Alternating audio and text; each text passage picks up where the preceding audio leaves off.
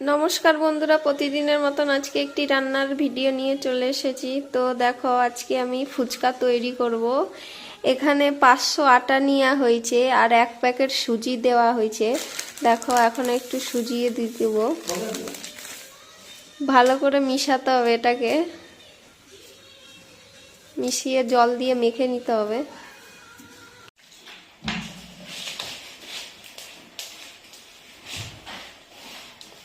দেখো, ফুচকার আটাটা বাবা মেখে নিচ্ছে। তো দেখো, আটাটা ভালো করে মেখে দিয়েছে বাবা। এখন হচ্ছে 20 মিনিটের জন্য রেখে দিতে হবে।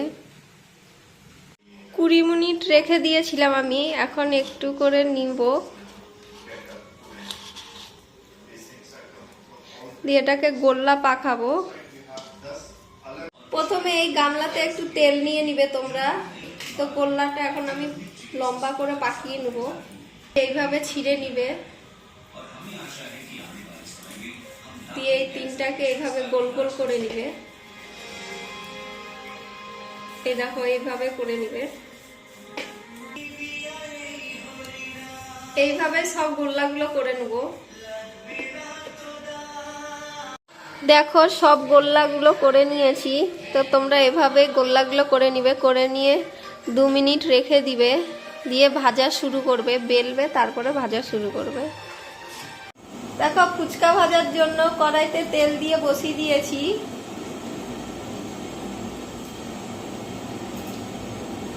ফুচকার তেলটা গরম হয়ে ফুচকা ছেড়ে দেবো। দেখো, এভাবে গোল্লাটা নিবে,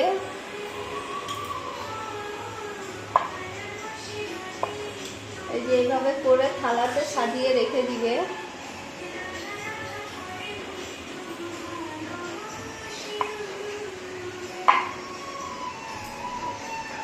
বেলে রাখা ফুচকাগুলো মা দিয়ে দিচ্ছে কড়াইতে,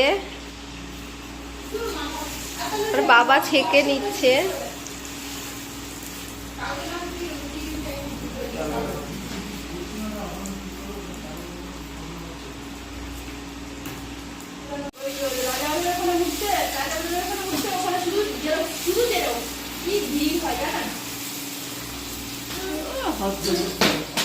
দেখো বন্ধুরা, ফুচকা তৈরি হয়ে গেছে। তো তোমাদের কার কার ভিডিওটি ভালো লেগেছে কমেন্ট করে অবশ্যই বলবে।